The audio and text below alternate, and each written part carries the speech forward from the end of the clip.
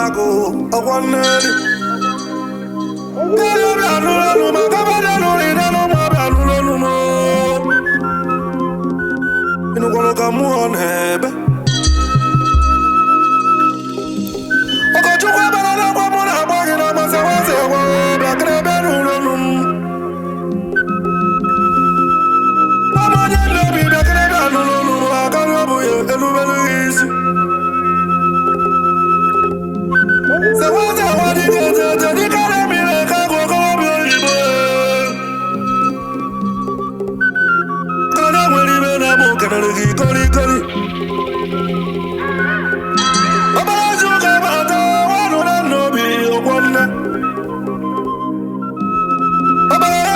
OPUTAOBIA onye IHIEUWABUNIKE na-agba mụ na agbaghị na mmeri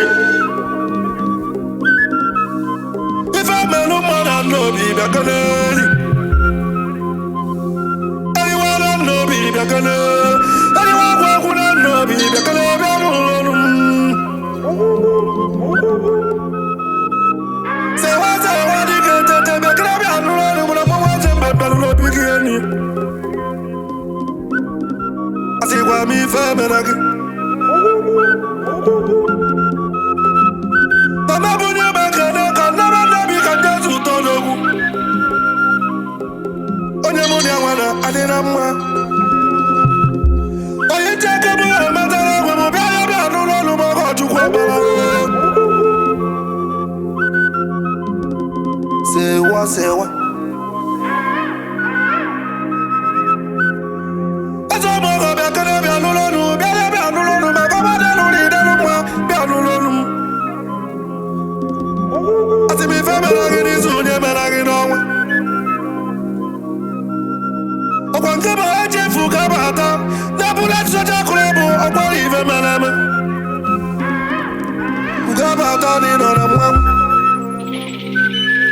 onye nwere ego bụ agụ mmanwụ onye nwere ego bụ chi nwa ogbenye nwoke tete ọgbara nzu gabata ọkwa nke bụsị ihe ọka mụ na-ekwu okwu ya House of SEWA entertainment abalị bụ eziokwu oyi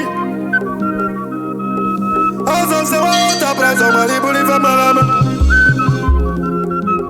ị na n'ụlọ ebi na achụla aka gị ị na n'ụ Scotland iwe nata nwoke teta gbakwa m ife mmemmere gị tata ọmara iburu m okwu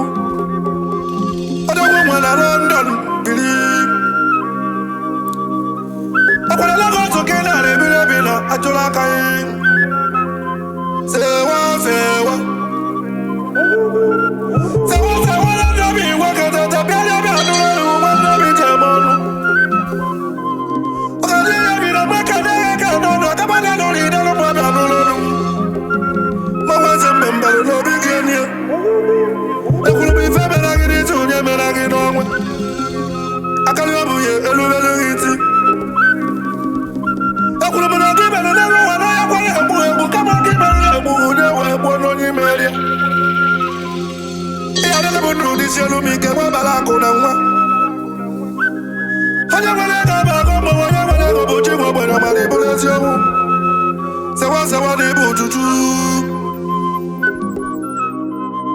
ọkpara nze Ugoabata nwoke tete agaba n'elu ụlọ idelu mma ịnụlụ oge mmụọ na-ebere elu ekwurekwu nwa AKWAEZE na-akpọ gị n'ama ma nọzikwa bụ n'eze ndị ziri m mmanwụ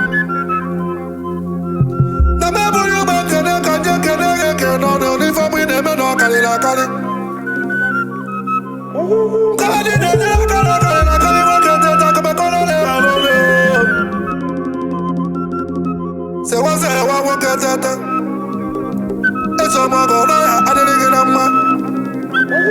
ekwuru m ihe adịrị m na ụdị isi ọrụ m ike dịrị m mma na-ekewe edịkalụ m nka ọbara akụ na nwa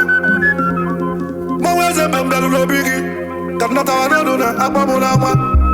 nne m nwere ajọ mgbe nwere nwere na ezigara akwa nwere SEWA na ịbụ mmanwụ ya adịrị gị na mma